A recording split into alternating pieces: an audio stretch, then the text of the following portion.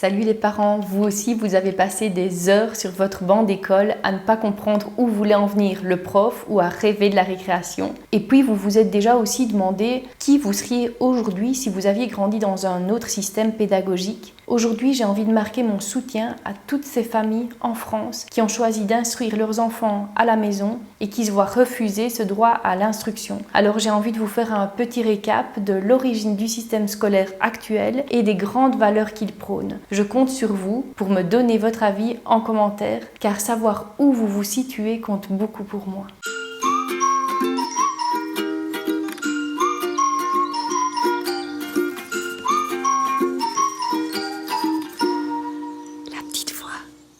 Pour distinguer les deux modèles, je pense qu'il est intéressant de parler des origines de chacun. Mais d'abord, je tenais à vous remercier de me suivre. Et si vous avez envie d'encore plus de contenu qualitatif sur cette pédagogie Montessori dont les formations restent souvent hors de prix, et si tout ça fait sens pour vous, vous pouvez contribuer en cliquant sur le bouton merci juste en dessous de cette vidéo. Les origines. Le système traditionnel tient ses origines du système prussien. L'idéologie était d'avoir des travailleurs compétents pour réaliser des tâches qui leur incombaient. On leur demandait d'être obéissants, d'être dociles et qu'ils suivent les standards qu'on leur imposait.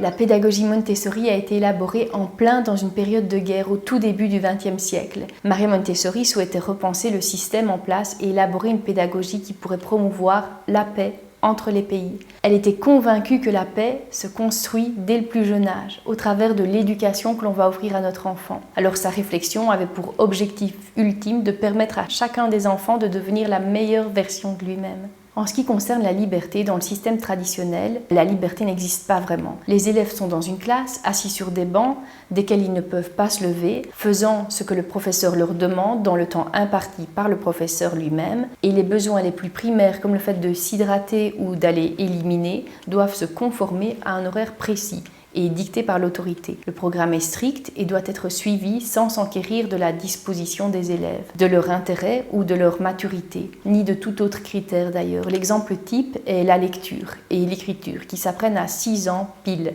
Dans la pédagogie Montessori, l'élève évolue librement, mais dans un cadre. Le silence est de mise et l'on apprend à l'enfant l'importance de prendre soin du matériel, de soi et des autres. Il reste libre de choisir son activité et le temps qu'il va y consacrer en fonction de ses propres intérêts pour l'activité. La grande différence est que tous les élèves ne sont pas occupés avec la même activité au même moment. C'est aussi ce qui surprend énormément de parents. Certains enfants de 4 ou 5 ans savent déjà parfaitement lire et écrire sans aucun effort. Une fois la période sensible du langage passée, il sera difficile pour le professeur comme pour l'enfant de lui donner envie d'apprendre à lire ou à écrire. Les efforts devront donc être décuplés. Et c'est parfois ce qui se passe dans le système traditionnel. Au niveau du groupe, dans le système traditionnel, les enfants sont tous nés la même année. C'est un groupe qui est homogène quant à l'âge. Dans la pédagogie Montessori, les enfants sont regroupés par tranche d'âge. Alors généralement, l'enfant va évoluer dans un premier groupe entre ses 0 et 3 ans. Et puis il intégrera un nouveau groupe à ses 3 ans, puis à ses 6 ans, ses 9 ans, etc.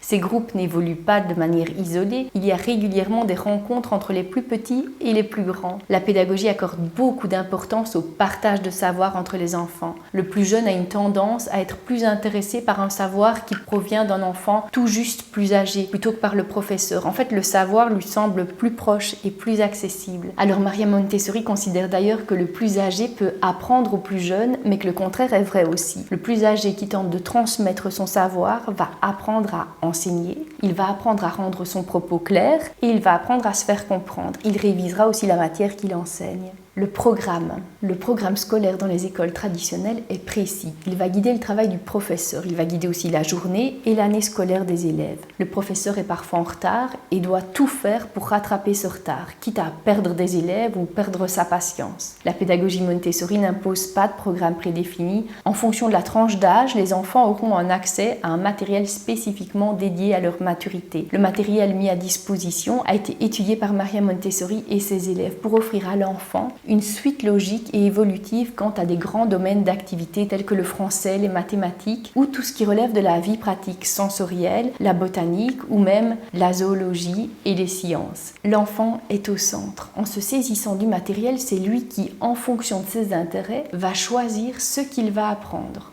Au niveau de l'environnement, les classes traditionnelles comprennent une série de bancs où les élèves vont s'asseoir. Vous connaissez ce genre de classe. La pédagogie va penser l'environnement en se concentrant principalement sur le matériel et la taille de l'enfant. Le matériel est un matériel spécifique. Il est beau, il est de qualité, il est pensé pour le bon développement de l'enfant en fonction de sa maturité et adapté à sa taille, à la taille moyenne du groupe dans lequel il évolue. Et ça, pour qu'il puisse librement s'occuper à l'activité de son choix, sans dépendre de quelqu'un d'autre qu'eux, pour saisir le matériel et le porter. L'enfant est libre de s'occuper en s'asseyant sur une chaise qu'il prendra soigneusement ou sur un tapis qu'il déroulera dans le plus grand calme. Il peut aussi avoir des moments où il ne fait rien. Ces moments d'ennui sont hyper bénéfiques pour reposer notre cerveau de toutes les acquisitions qu'il vient de faire. Le rôle du professeur. Le professeur, dans le système traditionnel, il est au centre et de lui dépend tout le fonctionnement de la classe. Il est sur un pupitre ou bien il est le seul à être debout au devant de la classe de façon à pouvoir dicter le programme aux élèves qui sont tous tournés vers lui. Il dit quel livre il faut prendre, quelle page il faut ouvrir, quel paragraphe il faut lire. Il impose par son autorité. Son rôle est central et essentiel à chaque instant. C'est lui qui évalue ce qui est une réussite et ce qui est un échec. Le professeur, dans la pédagogie, ne va pas faire figure d'autorité comme dans le système traditionnel. Dans la pédagogie, il est considéré comme un guide qui va observer l'enfant. La meilleure posture du professeur, selon Maria Montessori, est lorsqu'il est dans le fond de la classe, quasi absent, et qu'il observe afin de préparer le meilleur environnement qu'il soit pour les enfants. La classe fonctionne donc librement et parfaitement sans qu'ils ne doivent intervenir. Le matériel permet une autocorrection et l'enfant peut se corriger sans avoir recours à toute autre autorité qui saurait mieux que lui. Au niveau de la motivation, dans le système traditionnel, l'élève est motivé par les notes qu'il va pouvoir recevoir. L'élève peut être récompensé d'avoir appris par un 10 sur 10 ou puni de ne pas avoir retenu la leçon avec un 0 sur 10. Dans la pédagogie Montessori, on va considérer que l'enfant est motivé par le seul et unique fait d'apprendre. L'enfant a une soif d'apprendre qui est intrinsèque à sa nature humaine. Il est guidé par la satisfaction qu'il peut ressentir lorsqu'il accède à un nouveau savoir, le bonheur qu'il ressent lorsqu'il concrétise une action qu'il n'était plutôt pas capable de réaliser. Un enfant qui n'est pas bridé par des récompenses et des punitions ou par toute autre forme de motivation, si ce n'est sa soif d'apprendre, va continuellement nous poser des questions sur tout ce qui l'entoure, lui permettre d'évoluer librement au gré de ses intérêts du moment dans un environnement adapté à sa taille et à sa maturité est donc le travail de l'éducateur. Les devoirs et les contrôles. Dans la même lignée, les contrôles que nous connaissons tous permettent aux professeurs d'évaluer les acquis. Ils requièrent une étude théorique qui prend souvent place après la journée d'école et leur réussite est souvent conditionnée par des devoirs. Ces devoirs vont petit à petit devenir une habitude dès le plus jeune âge du petit enfant qui sera déjà chargé d'exercices à effectuer après les cours. Ces devoirs sont réguliers, tout comme les contrôles qui se font tout au cours de l'année et du cursus scolaire.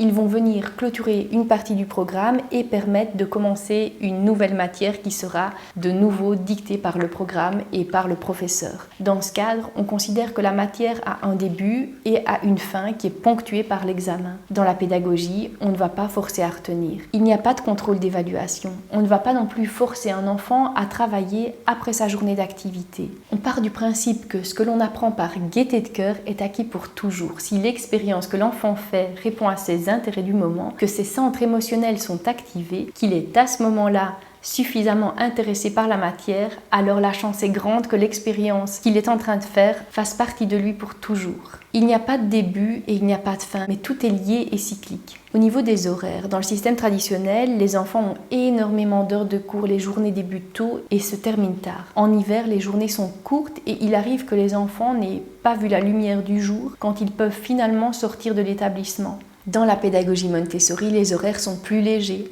Un jour, un papa a demandé à une éducatrice dans une école Montessori « Mais comment est-ce possible que les enfants apprennent la même chose dans un temps beaucoup plus restreint ?» Et l'éducatrice a simplement répondu « Regardez, Ici, il y a 3 enfants. Ils adorent les mathématiques. Alors qu'ils seraient restés en classe pendant 1 heure devant l'explication du professeur, ici, en 20 minutes, ils avaient compris la logique. D'autres enfants qui n'arrivent pas à apprendre l'anglais, par exemple, auront besoin de plus qu'1 heure de cours pour comprendre certaines expressions et les assimiler. Ils vont sortir de la classe, du système traditionnel, sans avoir compris de quoi traitait le cours. Au prochain cours, ils demanderont une attention toute particulière au professeur et risquent d'ailleurs de retarder toute la classe. Ici, ils y passeront peut-être une après-midi, à eux seuls, mais ils auront compris pour toujours et ne devront plus revenir dessus. L'apprentissage dans la pédagogie est beaucoup plus efficace. Au niveau des échecs scolaires, le manque de motivation et d'intérêt des élèves est quelque chose de récurrent dans l'éducation nationale. Les élèves de l'éducation traditionnelle ne sont pour la grande majorité plus intéressés par l'école. C'est le résultat de tous les points dont on vient de discuter. Les étudiants n'ont pas envie d'aller à l'école, pas envie d'étudier, pas envie de faire leurs devoirs, de passer leurs examens, pas envie de suivre les cours. Ils font tout ça dans l'unique objectif de recevoir leur diplôme quand encore ils le font. Les parents sont désemparés et ils ne savent plus comment réagir. Et les professeurs, eux, ne trouvent plus de sens à leur travail qui est souvent pénible sur le long terme. Beaucoup de professeurs s'en plaignent d'ailleurs. Alors que la pédagogie Montessori va respecter l'intérêt de l'enfant et son développement pour qu'il lui soit permis d'apprendre à chaque instant. C'est ce qui est appelé la soif d'apprendre et qui va perdurer toute la vie de l'enfant. Aujourd'hui, je vous l'ai dit, j'ai envie de marquer mon soutien à toutes ces familles qui ont demandé l'instruction à la maison. Et c'est parce que la grande majorité de ces familles mettent en place une instruction qui respecte le rythme de l'enfant et met l'enfant au centre de l'instruction que j'ai aujourd'hui eu envie de vous partager toutes ces informations précieuses. Alors si ça fait sens pour vous,